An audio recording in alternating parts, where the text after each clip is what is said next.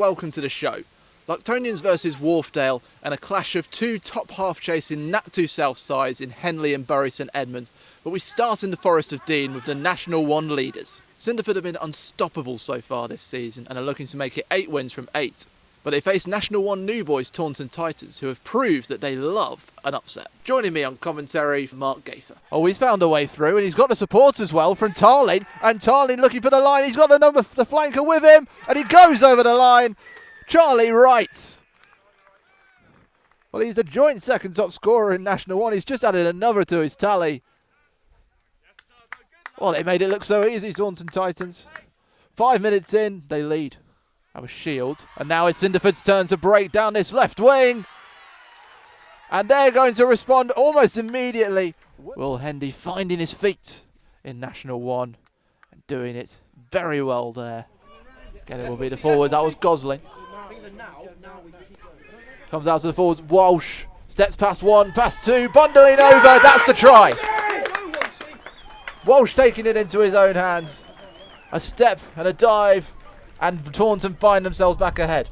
There's good pressure. I thought they might go for the scrum, but the tap and go certainly worked for them. Yes. Dancer winning it at the line out. They'll accelerate quickly. Taylor, the hooker, will have it at the back. They're still moving. Round they go. There's a gap.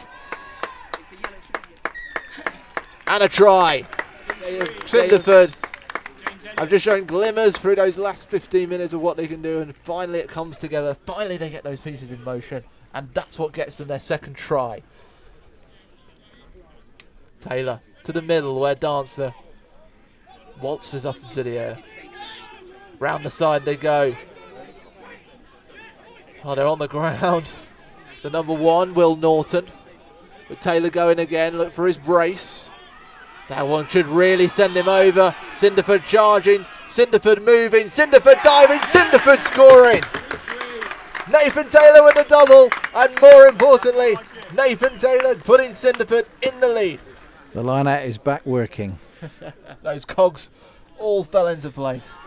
This time the shunt comes earlier. Nathan Taylor still with it in his hand. About 10 men in that maul, and they're over. Bonus point secured. Cinderford soaked up the Taunton pressure. They got back to 15 men. And guess what? Nathan Taylor has got his hat-trick. I think he owes the rest of the forward a beer for that. Goes right. Always found some space. He might find the line. And he does. Well, a burst of energy from Charlie Wright. And, well, that really tightens things up now. I mean, there's a turnover. And the penalty to Cinderford. That has been cheered even more than the tries, I think, that one. But that's what it means to Cinderford. They've held back that Titans charge. A grueling contest, a real battle. But they come out on top. Congratulations, Nathan. Hat-trick hero as well. I mean, talk us through your tries. Well, they don't get much glamorous than the way I've scored the last 4. They're all driving mauls. You know, credit has to go to a lot of the forward pack, but you know, I'm just driving the ship at the back, and like I say, I've been on a bit of a try drought, so I haven't scored in the last 2, so nice to get over for the hat-trick. You're in 6 now, I think, for the season, leading the way for Cinderford. 7 now, yeah. Beg your pardon. Sorry, no, 7, yeah, and I'll let the boys know, the wingers, and you know, we're not really looking at the table. I know we're top, but you know, anyone could beat anyone in this league. It only takes a matter of a call to swing the other way, and you know, you've lost the game. But yeah, like I say, it's a tough league, so yeah, we're just happy to be on that winning train. Here's the rest of the action from National 1 as the chasing pack look to keep up with the Foresters. Second place Rams found themselves under the cosh against the resurgent Darlington Moden Park, returning Morgan Passman grabbing their second. While the home side made it 3 wins from 3, Tom Vogt made sure his side took a scoring bonus back to Berkshire in the final minute. Sale fans are enjoying their home games as Josh Brown's drive after 5 minutes set them up for a 5th consecutive win at the Corpac Stadium. Bishop Stortford were a different side after the break though, with Chris Smith capping off 3 tries in the last 10 minutes for a nervy finish. Cambridge have their own fine form to boast about, Kweku Asiedu making sure this was on show after just 2 minutes against Chinna. The hosts did recover though, to end up just 2 points short behind Richie Williams' side with Seb Scott's late score. Round 8, game of two halves, took place on the Wirral with Caldy looking home and dry at 47-5 through David Jones. Tunbridge Juddians managed to get 5 tries after the break, including a brace for Charles Edwards, but finally came up short. 9 tries greeted the fans at Well Hall, with Blackheath's Howard Packman appearing to give the side a narrow win in the final moments. But Plymouth Albion hooker Nathan Salter came to his side's rescue for 2 wins on the bounce in the most dramatic style. And what a game at Billesley Common. Leeds Tykes had stormed out of the blocks with Charlie Venables starting a 3-try spree. Leading by 4 points, step up Akeel Smith with a simply sublime score and another thrilling finish for Birmingham Moseley fans. 61 tries were scored across the country in the 3rd tier, fans certainly getting their money's worth. And if you want a £200 discount on a camera from our partners VO, head over to ncarugby.com. Birmingham Moseley climb up the table, while there's now a place in the top half for DMP. Caldy are on the up, Blackheath suffer, and Plymouth's back-to-back wins see them taking a positive step forward. 40 miles north of here, Luctonians were looking for their second Nat2 North win of the season against Wharfedale. COVID delays meant that Luctonians were playing only their second home game of the season, and it took them a while to get going at Mortimer Park. Wharfedale's Ryan Hamilton grabbing 2 tries in the first half hour to put the visitors well ahead. O'Connor Day Nunn put the house on the board. This brilliant piece of skill by Luctonians' new devil gave Hamilton the hat-trick. The saying goes, it's not how you start, it's how you finish. The combination of Aidan Cheshire and Tom Jones set out to prove that to the home fans. But Wharfedale's task was done. Oliver Cisognini finding the whitewash before Luctonians hit the 8th try for a losing bonus. A good day to spectate back at Mortimer Park. Here's the rest of the action from National 2 North, including a heavyweight clash. There's only one place to start, Brantingham Park, where a breathless encounter started with Sedgley Park's Matt Gallagher scoring after 5 minutes. Hull Aliens did lead for a short time, but the Big Cats pounced in the second half with a swift move finished by Oliver Glass. Graham Stedman's side pushed to the last minute, James Sanderson putting them close before Stephen Collins' kicking put the visitors out of reach. In South Liverpool, Chester took their own 8-try haul that included 3 tries in 7 minutes, finished by David Ford here. Huddersfield had held onto their opponent's coattails through Liam Stapley, but they faded in the final quarter. Sheffield Tigers made a strong return to action with 5 tries against Blaydon. Louis Townsend scored the best of the bunch. The promoted side offered a competitive fight but could only take Nathan Horsfall's consolidation try back on their 135-mile journey home. But it was a better day for the other side in the northeast as Ross Cook put Tynedale on the way to a first bonus point win of the season. Loughborough students never challenged for the lead, Timothy Hoyt getting the second of their 3 tries. Look out for the other one later in the show.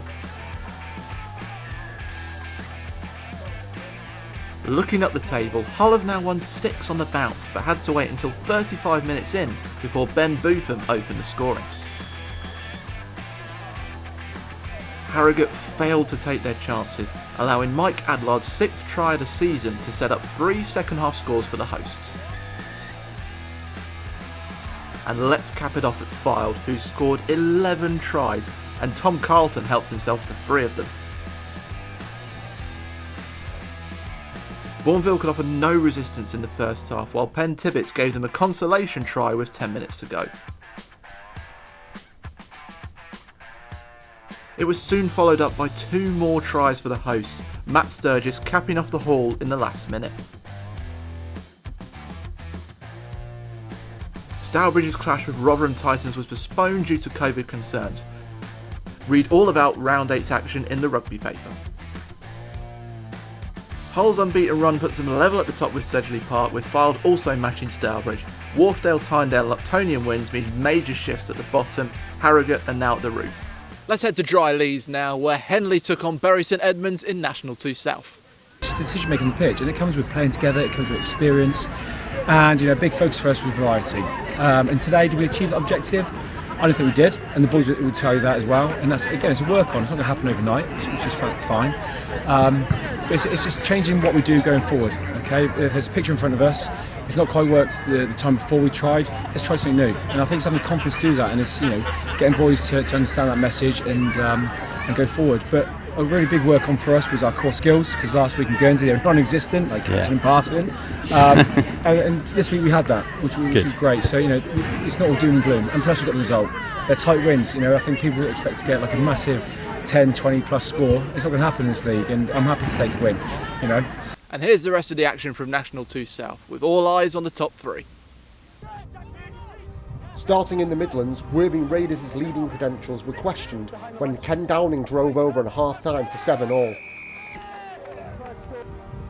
The Leicester Lions put in an impressive performance to see off on the Old side, Jake Sterland outpacing the visitors for the only try of the second 40. It was an even tougher day for second place Redruth, down 34-7 after 43 minutes through Isha's fab fly half Sam Morley. Nigel Hamley's boys found their scoring touch to dot down 3 more tries for the scoring bonus, but Fraser Honey could not find the posts for the losing bonus. Spare a thought for Hinckley. Having come close against Isha, fans may have thought AJ Johnson's score was a path to victory. But Guernsey, coming off their own late win, pulled it out the bag again at Leicester Road when Brad Webber powered over with 10 minutes to go. Clifton recovered from last week's loss in the best possible way by scoring 16, that's right, 16 tries. Brad Talbot scored 4 for the Lavender and Blacks. While Henry Morant put the visitors on the board, they were bested across the field as Finn Sharp outpaced them 3 times to race up the score charts. It was also a more comfortable day for Old Albanian, with Tom Mills putting them well on the way to half a century of points. The Dean's Crusaders made sure they took home a scoring bonus as Tom Anderson grabbed the third through pack strength.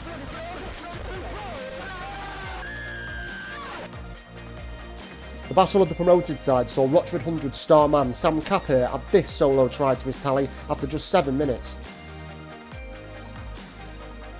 Barnstaple were determined to avoid a run of 5 losses though, and a red card for the visitors teed up Dan Johnson for the winning score. And West London was the location for this week's thriller, where Frank Nixon sent Barnes into the break 17-6 ahead. While Canterbury came back through Ben Cooper's score to lead, a 70th minute Josh Hammett penalty gave the hosts a second draw of the season. A day for the comeback Kings. 5 of the teams leading at half-time in National 2 South ended up losing or drawing. There's a new team on top and they are promoted Guernsey, but it's very tight up there with just 5 points between the top 6. Henley continued to climb, but defeats for Dean Crusaders and Rochford 100 mean they slip. And just before we go, here are some things you may have missed from round 8. This may just be the skill of the weekend. George Hendy opened the scoring for Loughborough students at Tynedale with this superb dummy.